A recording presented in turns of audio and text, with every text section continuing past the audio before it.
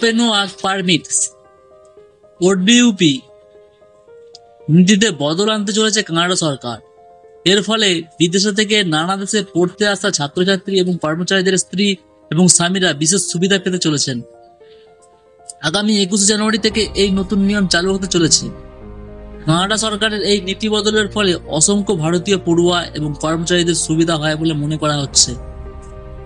নতুন নীতি অনুযায়ী বিদেশি ছাত্রছাত্রী এবং কিছু বিশেষ ক্ষেত্রে চাকরি করা ব্যক্তি বিশেষ নতুন করে ওডিইউপির নতুন আবেদন করতে পারবেন। সেই মতো কানাডায় পড়াশোনা বা চাকরি করার সময় তাদের স্ত্রী বা স্বামীরা এ দেশে এসে থাকতে পারবেন। শুধু তাই নয়, তার কিছু সময়ের জন্য কানাডায় চাকরি করার অনুমতিও পেতে পারেন, যা আগে করার অনুমতি ছিল না। তবে কোনো কোনো পড়ুয়া বা কর্মীরা তাদের স্ত্রী বা স্বামীদের কানাডায় আনতে পারবেন, তা নির্দিষ্টভাবে বলে দেওয়া হয়েছে। নতুন নীতি অনুযায়ী কানাডায় স্নাতকের পাঠরত যার মেয়াদ 16 মাসের বেশি পড়ুয়াদের স্ত্রী বা স্বামীরা নতুন ওডিইউপিতে আবেদন করতে পারবেন। কোনো কোনো বিষয়ে পড়াশোনা করলে সেই সুযোগ পাওয়া যাবে, তা নিশ্চিত করে দেওয়া হয়েছে।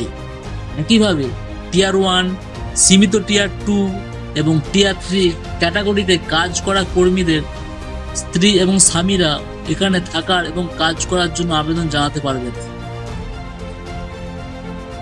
ওই কর্মচারীদের অন্তত 16 মাস কানাডায় চাকরি করার অনুমতি থাকতে হবে বলে নতুন নীতিতে বলা হয়েছে।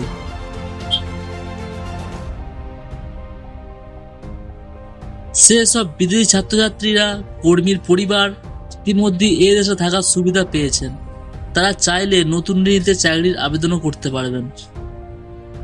কানাডায় পাঠরত বিদেশি ছাত্রছাত্রীদের একটা বড় অংশ ভারতীয়। 2023 সালের হিসেব অনুযায়ী এ দেশের মোট বিদেশি পড়ুয়াদের অন্তত 37% হলেন ভারতীয়। নতুন নীতিতে তার বিশেষ সুবিধা পেতে চলেছেন বলে মনে করা হচ্ছে।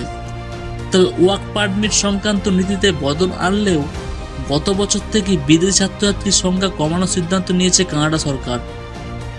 আগামী 2 বছর তারা সেই নীতি থেকে সরে আসবেন বলে জানানো হয়েছে।